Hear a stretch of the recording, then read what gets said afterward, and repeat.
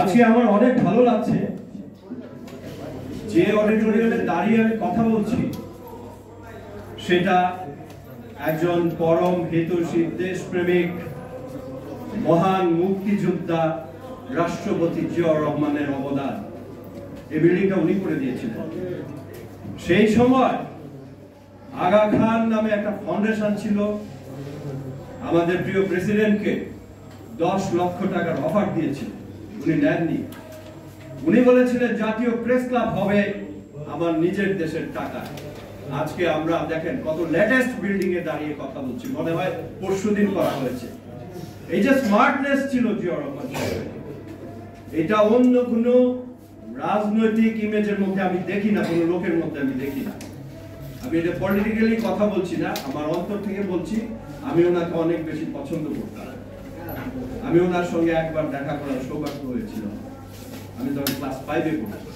উনি কিশোরগঞ্জে এসেছিলেন, একটা টয়োটা গাড়িতে করে যাচ্ছিলেন, গ্লাস নামানো ছিল, তো আমরা ড্রাম বাজাচ্ছিলাম স্কুলের পক্ষ থেকে।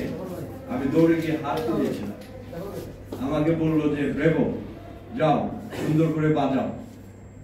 উনি যেখানে গিয়ে জনসভাটা করেছিলেন সেটা ছিল আমাদের কিশোরগঞ্জের Azimuddin school, high school Kishoreganj. ওনাকে বসানোর জন্য একটা চেয়ার ছিল, সেখানে টাওয়েল দেওয়া ছিল।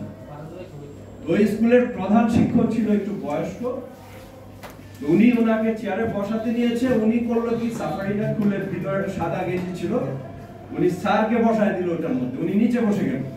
এই ছিল প্রেসিডেন্ট জিয়া। হ্যাঁ, যাই হোক, রিমান্ডে অভিনয় করতে পেরে আমি নিজেকে ধন্য মনে করছি, বিকজ আমরা মুক্তিযুদ্ধ দেখি নাই।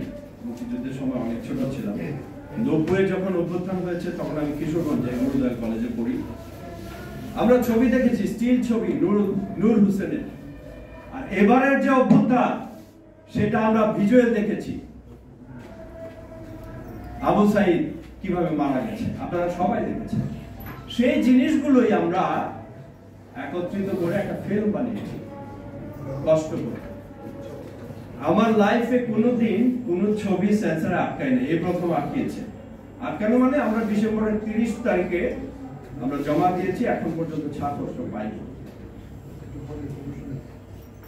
2024-এ কি হয়েছে আপনারা জানেন।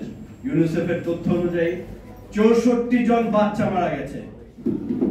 এটা পৃথিবীর ইতিহাসে নেই। পৃথিবীর ইতিহাসে যুদ্ধ ছাড়া এত বাচ্চা কোথাও মারা যায় না। 3000-এর উপরে লোক মারা গেছে, 4000-এর মতো চোখ নষ্ট হয়ে গেছে। সেই জিনিসগুলি আমরা এই ছবিতে এনেছি। 28 লক্ষ কোটি টাকা পাচার হয়েছে, মানুষ বুঝতে পারে না কত টাকা। সেই টাকা দিয়ে 95টা পদ্মা সেতু বানানো যেত।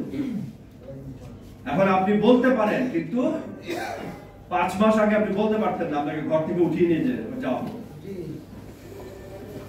তো যাই হোক, লম্বা করবো না। এখানে অনেক মুরব্বীরা আছেন, আপনাদেরকে অনেক সুন্দর সুন্দর কথা বলবেন, আমাদেরকেও অ্যাডভাইস দিবেন।